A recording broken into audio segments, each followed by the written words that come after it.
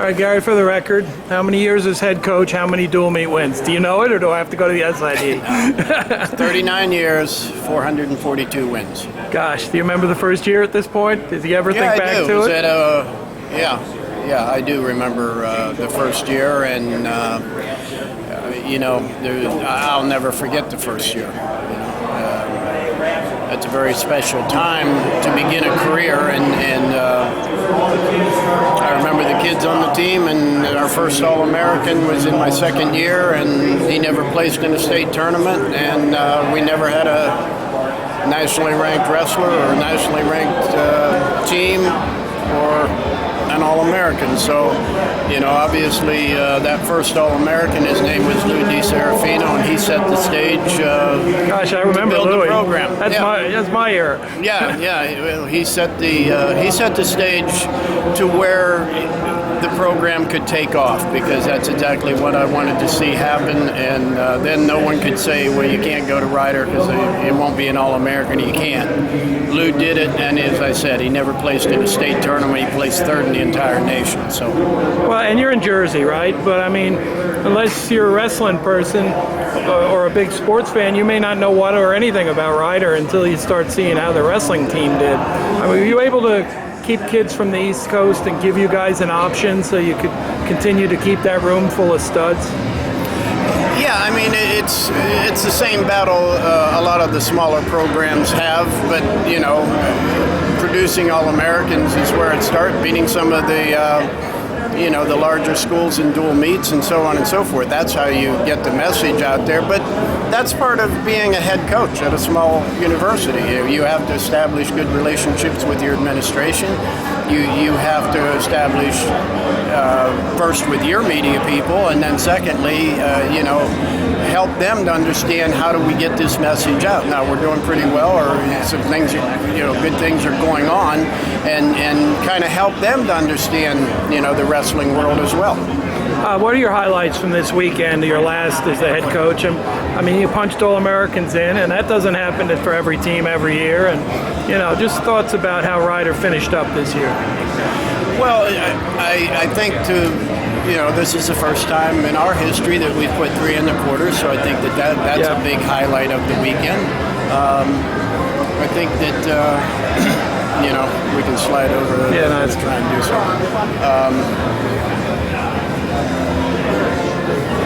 I think to put those 3 in the quarters, to have B.J. Clegg beat the 8th and 9th seed and come so close to being the 3rd All-American this year. So I'm very proud of the way he wrestled and what he was able to accomplish. I know he's disappointed and he'll be back strong. I'm very proud of Chad. He became only our second 2-time All-American this weekend.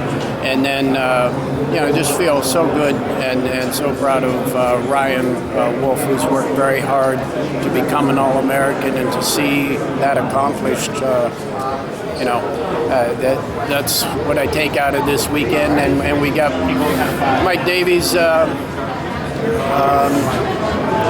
out here, and he found out just, how intimidating it can be. So, we brought 4, and 2 of them became All-Americans, and the third one came as close as you can come.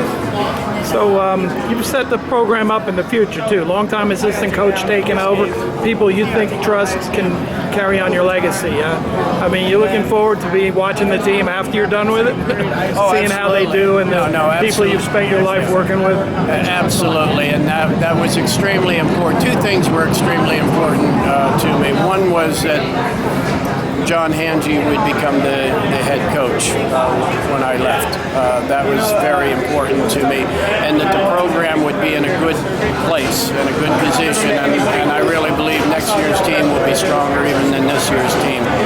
So those 2 things were important in terms of when I wanted to exit, and our administration worked with me on that.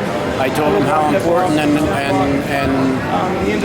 how absolutely important that it was that John take over the program, that he was the right person. He not only, put his time in, he earned it, and he has been very instrumental in the success that we've had. And then we were really fortunate to get Nick Bedleone who will be his head assistant, who's done an outstanding job in the 5 years, and was a young man just coming right out of college. So, just getting some mentoring and getting some time to see the bigger picture, with the program and so on. So the timing was perfect, and that's why I did it this year and instead of even next year. So looking back, I mean, decision to stay in wrestling as a coach and stay at one university, your thoughts about, did it work out for you? Because obviously you've got a body of work now that you can be proud of. Yeah, it couldn't have worked out any better. You have to understand that a small private university, they're trying to do everything that they can to support programs and stuff, but there's limitations much more so with the smaller schools. So,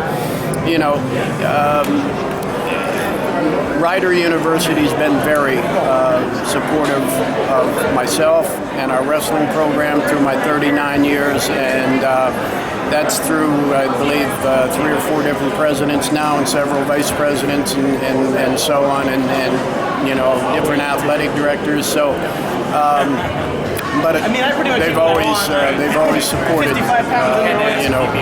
me and the program. So I appreciate that, and that's what made the 39 years special. Outstanding. Well, Gary, congratulations. Thank you for all your efforts for wrestling. We'll see you around occasionally, right? Oh yeah, no, I figured that. I'm not disappearing. Good deal. Thanks, Thanks, man. Gary.